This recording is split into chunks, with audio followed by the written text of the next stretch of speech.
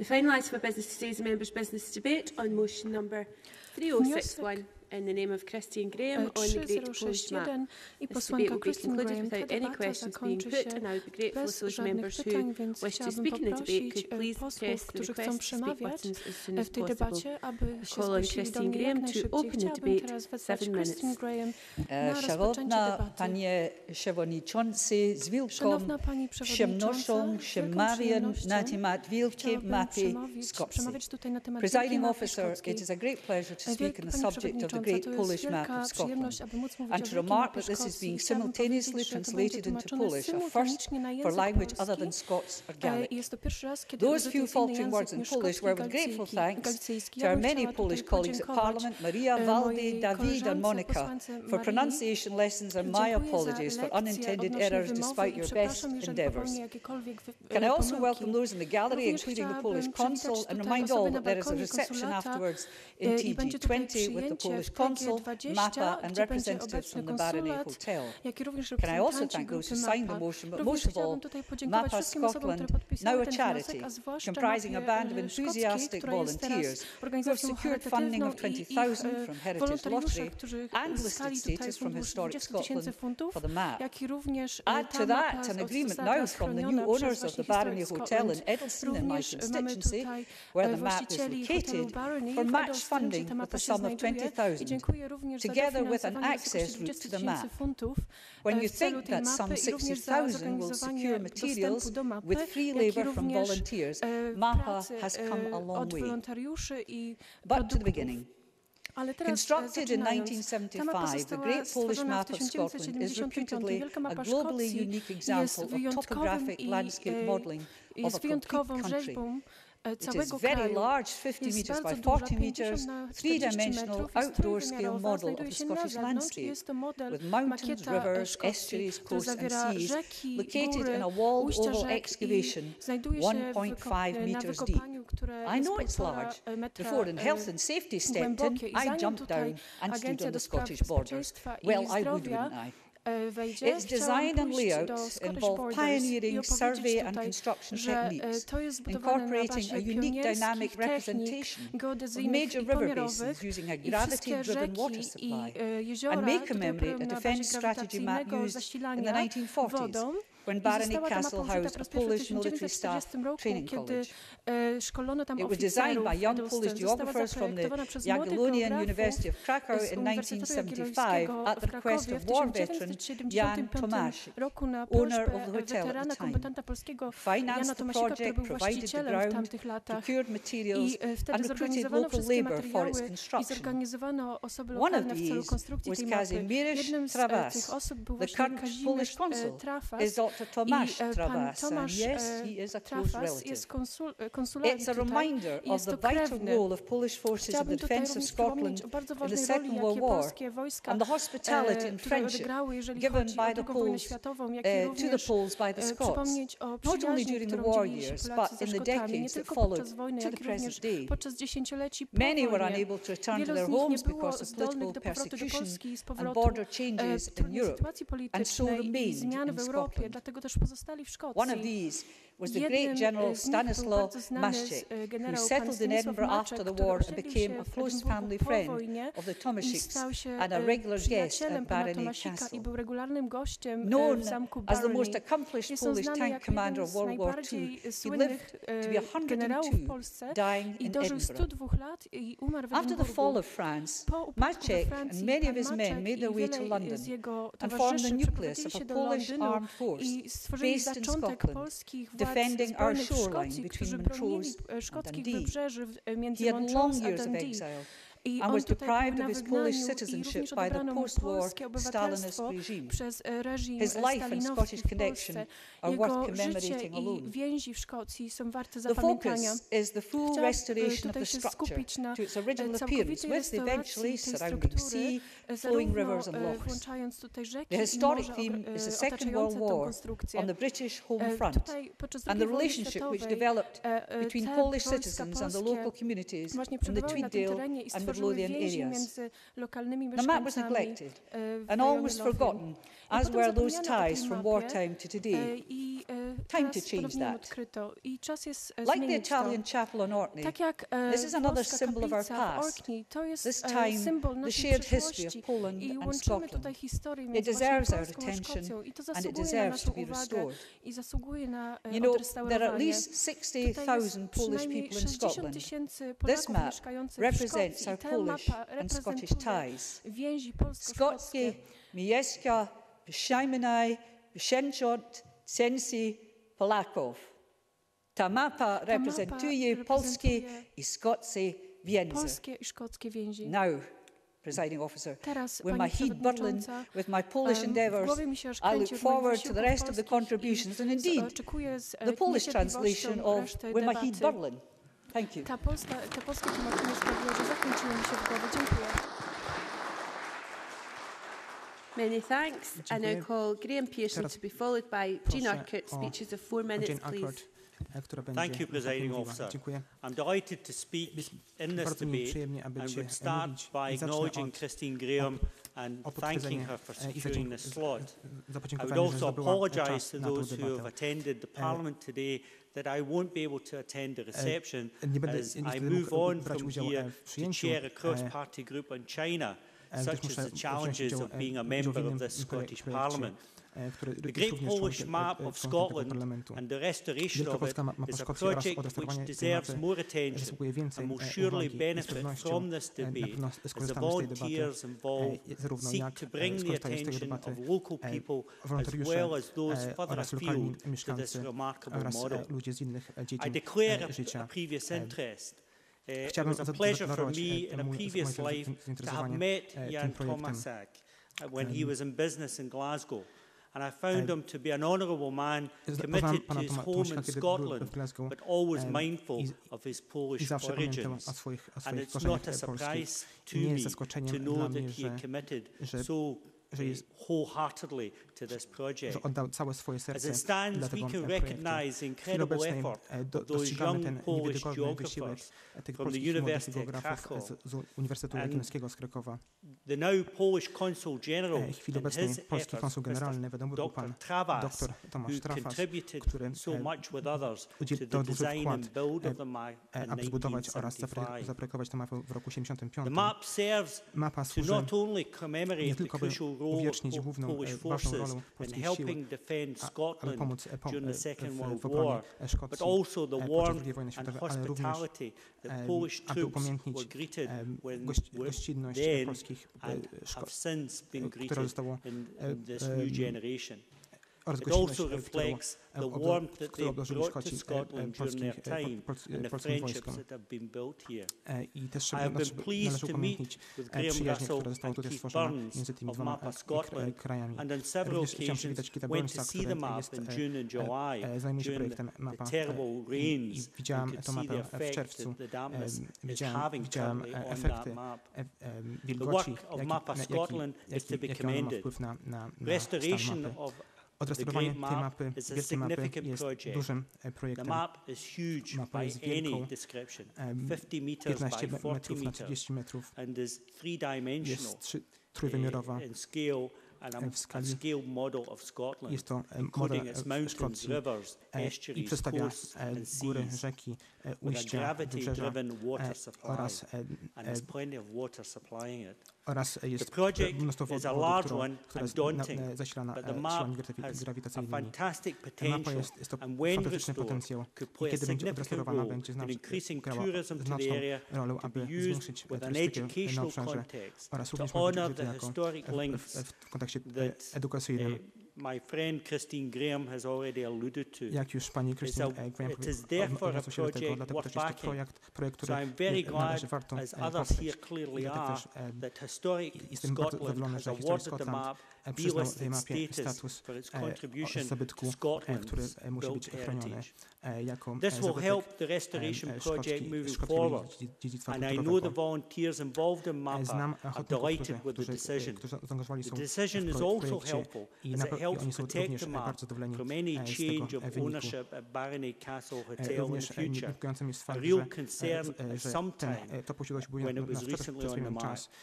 The fact that the hotel has now been sold and under the auspices of an Edinburgh-based group granted the Mercure signage by the end of this month is some comfort to all in the south of Scotland. I trust the new owners will cooperate with the Polish community, MAPA Scotland and others to deliver a future not only for the map but for the memories of all those who were involved.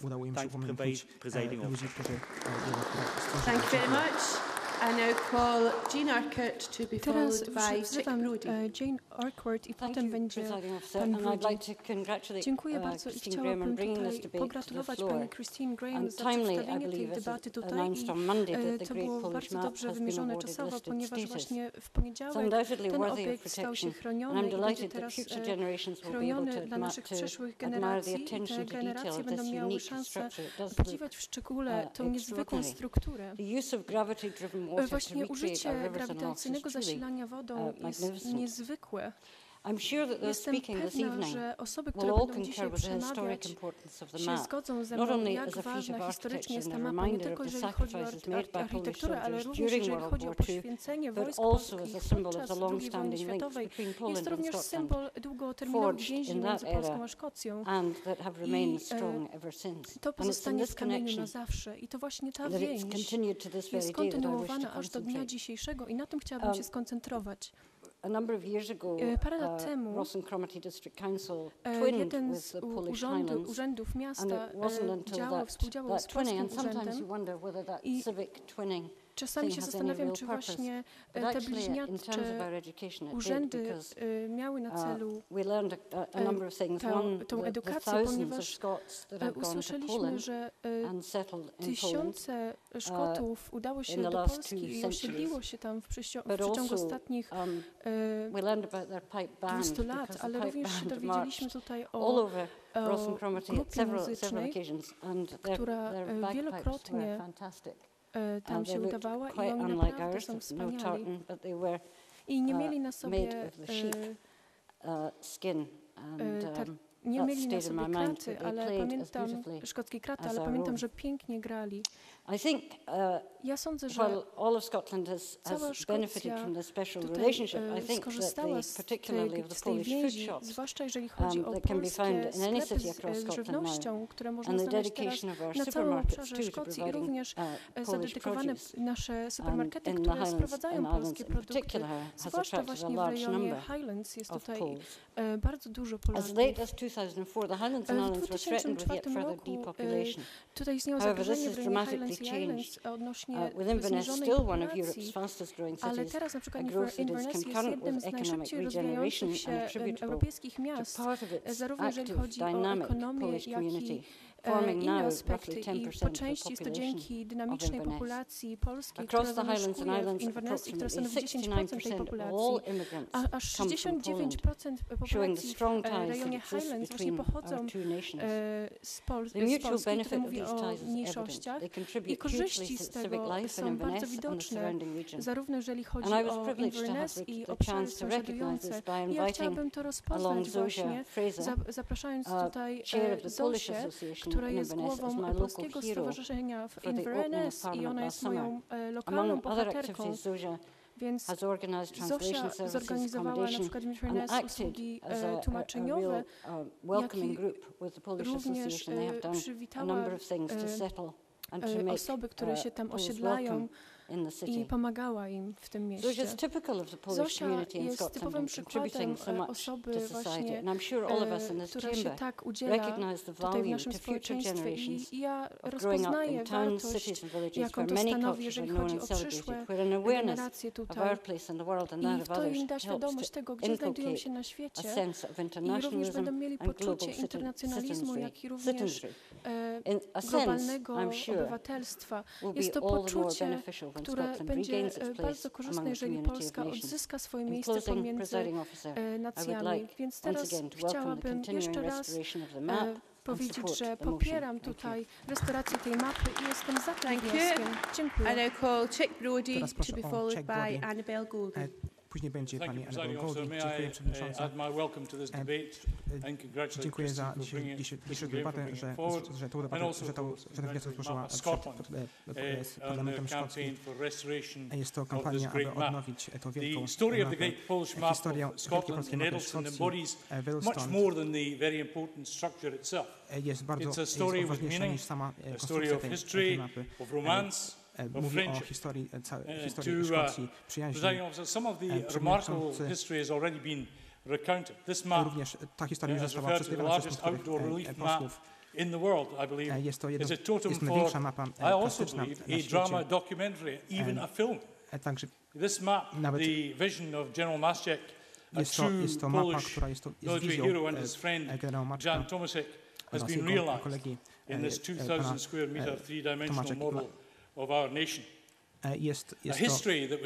Jest to przypomnienie o historii oraz przyjaźni między tymi krajami po upadku Francji. I przypominam o polskiej brygadzie kawalerii Polish forces befriended by and of the Scots people and entrusted by the War Office at the time to plan and defend Scotland's east coast during the last war. A defence based on a map they planned and developed for the Scottish landscape. And then history turns to, I believe, the romance. Under Hero Maszek's command, the courageous Polish soldiers, including Maszek and Tomašek, played their very significant part in the Normandy landings and the liberation of a free Europe. But that was only the start of the romance.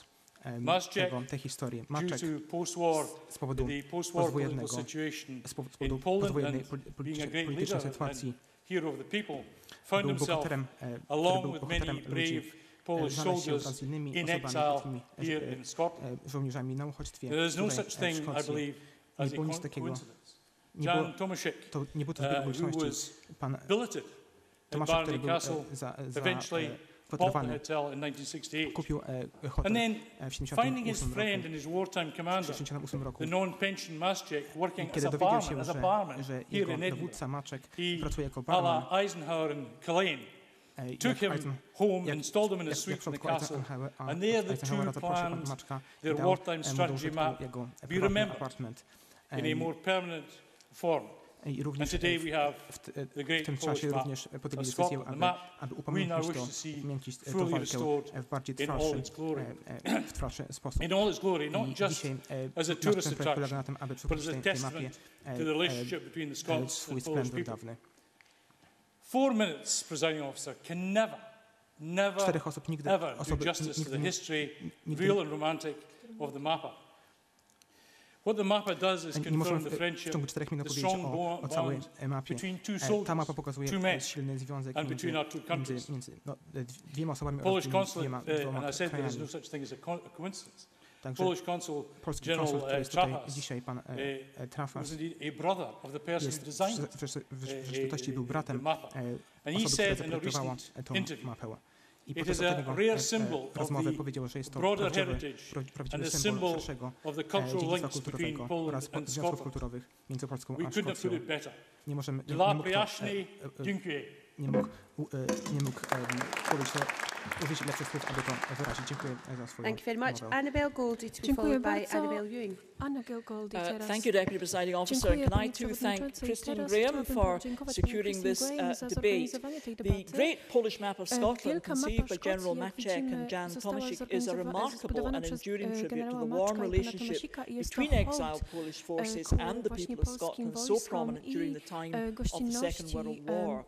And it is also a tribute to the skills of the young geographers from the Jagiellonian University of Krakow, who in 1975 created the map on the site of the former wartime tactical map, which their Polish predecessors had designed, and I believe had designed in the putting green of the hotel. Now, it would be regrettable if this unusual tribute and memorial were to risk sustained deterioration. And it is encouraging that in 2010 the Map of Scotland group was formed to restore the map fully to its original condition and to promote it as a heritage monument, educational resource and visitor attraction. The £20,000 grant from the UK Heritage Lottery Fund is a welcome boost, as is the cooperation of the hotel owners to which Christine Graham referred, and I congratulate them and Map of Scotland on their endeavours, and the recently conferred listed status should afford further protection. But of course the great Polish Map of Scotland is just one development which reflects the long-standing relationship between Scotland and Poland. And if I may, Presiding Officer, I'd like to broaden the debate out a little to both explore and comment on that. Because Polish immigration has enriched Scotland's culture and strengthened our economy over many, many years. And if I may be permitted a little self-indulgence, one of my favourite composers is Frédéric Chopin. He's widely regarded as perhaps the greatest Polish composer and among the very greatest of composers of all time for the piano. An important influence in Chopin's life was his Scottish pupil, Jane Stirling, and with her encouragement he visited Scotland in 1848 when he stayed at Calder House near Edinburgh and Johnston Castle in Renfrewshire, in my own home area. And while in Edinburgh he also spent time residing at the home of a Polish doctor, Adam Leszczynski, and being treated by him. I have to say, by contrast, Renfrewshire seems slightly forbidding, because Chopin wrote to his friend Zbyszmala Wojciech, "The weather has changed and it is dreadful outside." Well, some things don't change very much. But connections between Poland and Scotland have indeed been long-standing. And in 2012, while not a lot has changed about the Renfrewshire weather, the social climate for our Renfrewshire Polish community is very positive, because in February of this year, the Renfrewshire Polish Association was established to bring support to the Polish community living in Renfrewshire and to promote Polish culture within the area. And the association's activities are directed at various age groups, and they aim to provide access to the widest part of the Polish community possible, but with a focus on Renfrewshire. And their objectives are to organise events for children, encouraging their development and integration with peers and teaching them the Polish language, to organise events related to Polish traditions and culture, to hold events which allow the Polish minority to integrate with the Scottish community and other national minorities in Renfrewshire, to encourage self-development and improve self-confidence within the Polish community, and very importantly, to assist with the acquisition and improvement of work-related qualifications and language skills. Deputy Presiding Officer, given that Polish immigrants face many challenges, the Renfrewshire Polish Association with its committed volunteers is doing excellent work, both to support my local Polish community and to enhance Renfrewshire, and I thank them for that invaluable work. Deputy Presiding Officer, in conclusion, given the abundance of musical talent in Renfrewshire, perhaps the Renfrewshire Polish Association would like to consider a Frédéric Chopin celebratory event in memory of his visit to Johnston 164 years ago. Without doubt, any problems of weather would be more than eclipsed by the beauty of his music. And may I finally thank all our Polish residents, wherever they are in Scotland, for enriching our Scottish community. Thank you very much. I now call Annabel Ewing to be followed by Nigel Dawn. Thank you, Presiding Officer, and Dzień dobry, I should say, and hopefully that has successfully conveyed my greeting to you. Good afternoon in Polish. And I do welcome the Polish Consul to the gallery, and I have had the pleasure of meeting the Polish Consul on many occasions in Perth. But I would like to start by congratulating my colleague Christine Graham on securing this afternoon's important debate, and I thank her for giving us the opportunity to highlight not just the considerable achievements of those behind the great Polish Map of Scotland, but the wider and deeper connections between our countries that this wonderful endeavour represents. And indeed, we have heard some of that already in this afternoon's debate, and of course the efforts that have been described to ensure that the map is restored and preserved are to be very welcomed indeed. And before turning to look at a particular issue of the deep connections between my home patch, Perthshire, and Poland, I would wish briefly to mention my own personal links with Poland, for I had indeed the privilege of attending a summer school at the Jagiellonian University in Krakow in July and August of 1982, some months indeed after martial law had been declared and after trade sanctions had been imposed. imposed. I was there as part of a student exchange programme, which was uniquely allowed to go ahead in those very particular circumstances, and it was indeed a formative experience and led to my participation with some pride some months later in the December of that year in support of Solidarność on a march in Amsterdam, where I was studying at the time, and I was very keen to participate in that march of solidarity, having had these experiences personally in Poland. And I have maintained a very deep affection and interest in Poland since that time. And that is also, of course, the case for Persher, whose connections with Poland run very deep indeed. And these links can be seen, for example, through the fact that Perth and Criminals Council has been twinned with the Polish city of Bydgoszcz for many years, and more poignantly, that there is a special section of Wells Hill Cemetery in Perth which is set aside for Polish war graves from the Second World War. Indeed, 381 members of the Polish forces lie at rest in Wells Hill, about half of all the Polish war graves in Scotland. For many Polish forces were based in Persia, and indeed after the war, a great many stayed on, marrying locally, bringing up family, and becoming indeed a very important part of the local community. And one of the reasons why a very quick perusal of the local phone book in Perth would show that many Polish surnames living in the area.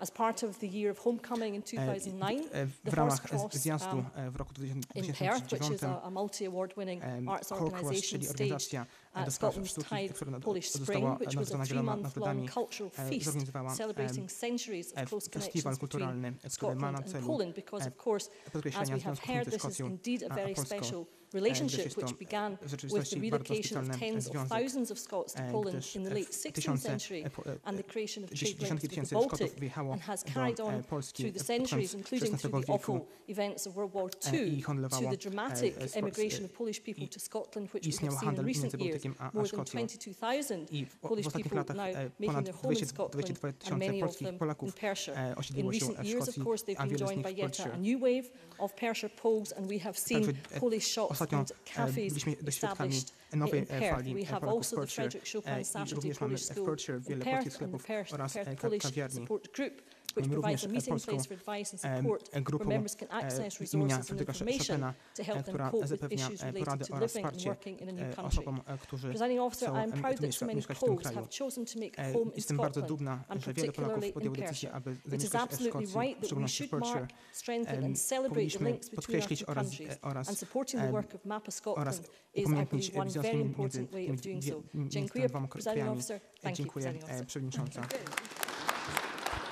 Thank you very much. I now call Nigel John to be followed by Kenneth Gibson. Posła Nigel John. Dziękuję bardzo, Pani Przewodnicząca. With my well-known skill at languages, I'm going to duck any attempt to pronounce anything in Polish. But I'm very, very glad that we have this opportunity to discuss this important issue. As usual, Presiding Officer, this far down the batting list, I have no intention of repeating what's been said before, except that I do want to thank Christine Graham for bringing this forward. I'd also like to point out, of course, Christine Graham za tę debatę. Jestem bardzo jej wdzięczny za to, ponieważ jesteśmy tutaj wszyscy mile widziani jako rezultat tego, ale jeżeli chodzi o wojska polskie, oni tutaj bronili części Szkocji, właśnie chodzi tutaj o ziemię między Montrose, ale też wiele z nich było w Forfar. And there are two plaques in Forfar to this day which commemorate the presence of the Polish forces. One commemorating a royal visit. King George VI and Queen Elizabeth came, and there's a plaque just on Market Street, just by the current Sheriff's Court building, which is here to commemorate when they came on the 7th of March in 1941 with General Sikorski, he, I think, of the famous helicopters. The other plaque is situated on the wall by the Forfar Cross in the middle of town, and it commemorates the stay in the war of the 10th Polish Reconnaissance Group in Forfar. Upamiętnia 10. Kalwarię właśnie polską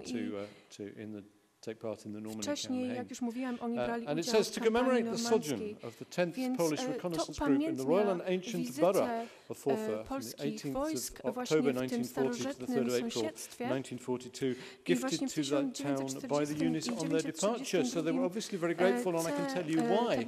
Because whilst they were billeted, well, they weren't in barracks. Ale chciałam powiedzieć, że te wojska nie mieszkały tutaj w koszarach.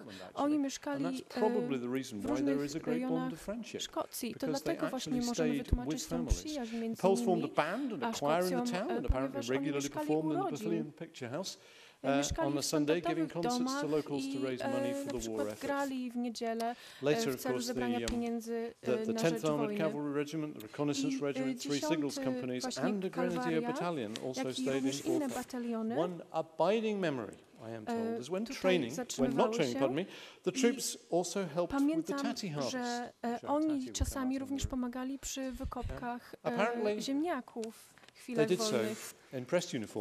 Podobno to robili w swoich mundurach i w białych rękawiczkach, więc to musiał być naprawdę śmieszny, musiał być to śmieszny widok, ale musieli wyglądać bardzo profesjonalnie i jestem pewien, że bardzo podobał mi się czas spędzony w Forfar. Dziękuję bardzo Christine Graham za tę debatę. Ja chciałbym mieć właśnie więcej tutaj szans takich moim backgroundzie, jeżeli chodzi o Thank you very much. Kenneth Gibson. Like Nigel, I'm very impressed by the Polish translations of Christine Graham and others, but I will also not attempt to replicate any of them. But I do wish to thank and congratulate Christine Graham for bringing this debate to the Chamber. And of course, I'd like to congratulate everyone involved in Map of Scotland, involved in the restoration, of course, General Maciek and Tomaszek for working so hard on developing this 1,200-metre square map of Scotland. But like others, I also want to touch on Scotland's wider links with Poland.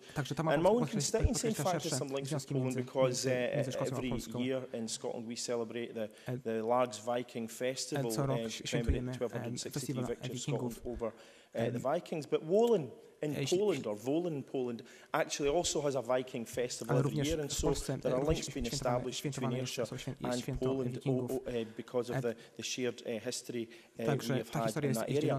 But if one actually looks at Scotland in the kind of early modern period, or the later Middle Ages, there was a tremendous emigration of Scots to Poland. We think about the 60,000 plus Poles who now live in Scotland.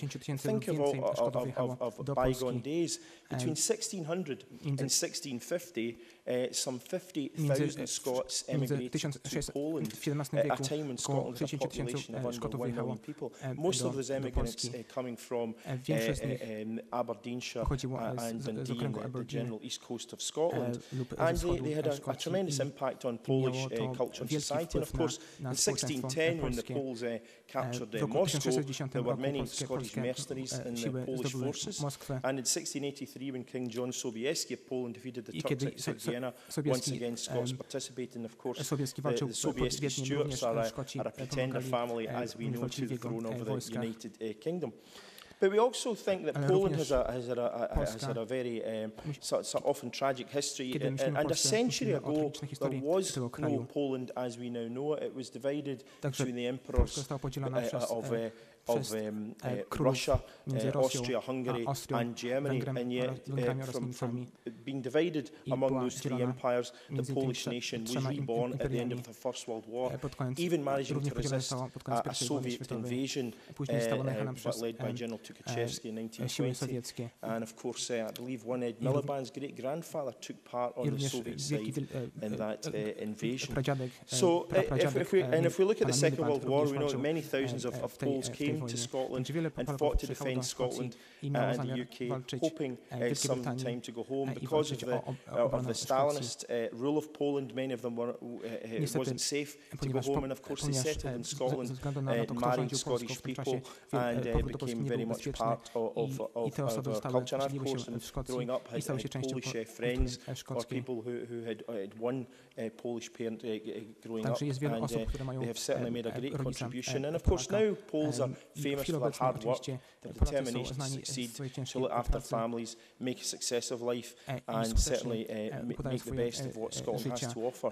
And I'll just, and of course, I'll just mention one famous Scot who did go to Poland, and that was an Alexander Chalmers, who was 4 times elected Mayor of Warsaw in the 17th century, and there was a tombstone was erected to him in 1703 with a lengthy Latin inscription in the Cathedral of St John. Of course, that cathedral was utterly destroyed destroyed during the heroic Warsaw Rising of 1944 when the Poles rose up against the Nazis and failed to get any help from their erstwhile Soviet allies and were crushed as a result.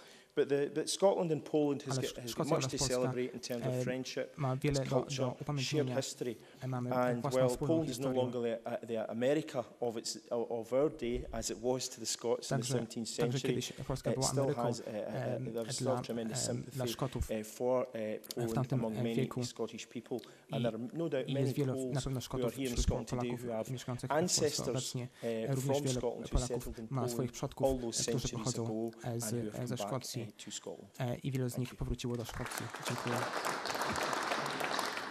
Thank you very much. Can I now invite the Cabinet Secretary to respond to the debate, and I call on Fiona Hislop, Cabinet Secretary.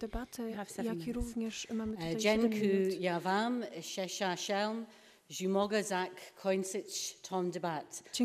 Thank you so much. I'm delighted to close this debate. I'm particularly grateful to Christine Graham for bringing the debate on the great Polish map of Scotland's Parliament and indeed challenging us all on the basis that this is the first the simultaneous translation in Polish. I also would like to welcome the Polish Consul General and our Polish friends in the gallery.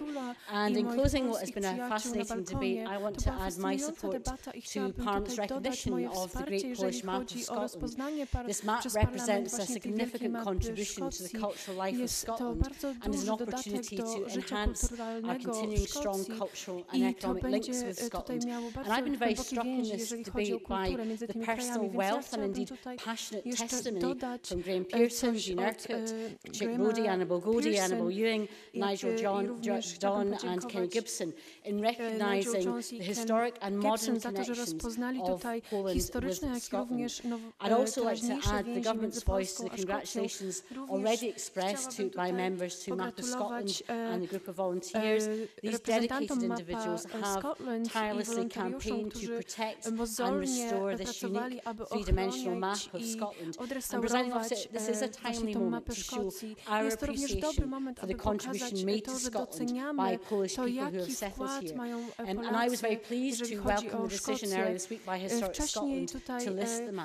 It reflects the wide interest in the map and showcases Scotland and Poland's shared history, culture and creativity and unique contribution, as we've heard, to Scotland's campaign during World War II.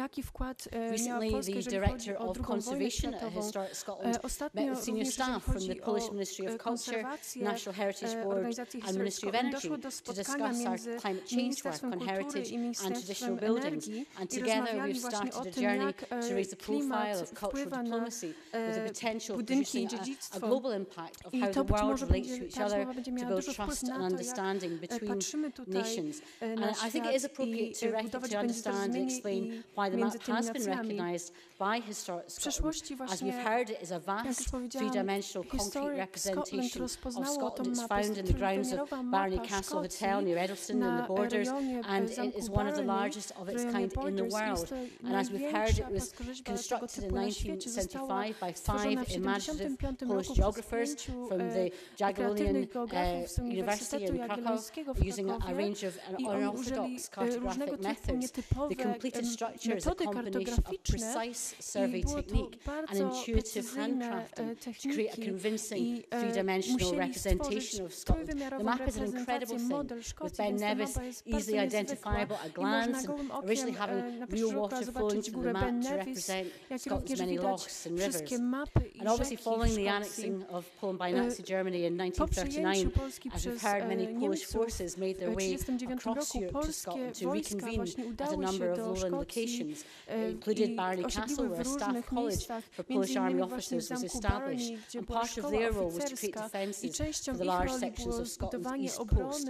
As Scotland was largely undefended, the Polish forces were deployed to aid in the building of defences, and many examples of these defences survived thrive in the landscape today, including pillboxes and anti-landing obstacles, and many themselves are scheduled or listed in recognition of their place in our military history. But of course, at the request of General Stanislaw Maciek, the former wartime commander of the 1st Armoured Division in Poland, and the war veteran Jan Tomaszek, the Great Polish Map was commissioned in the 1970s, but the conception, the commissioning and the execution was quite remarkable and quite inspired, and was conceived as a giant map to commemorate a wartime strategic map originally laid out in the grounds of the Barney House by Maciek as commanding officer. So we really owe a debt to the great legacy of these courageous Poles, and we recognise the vital contribution they've made, not only to the defence of Scotland during the war years, but also in the decades that followed.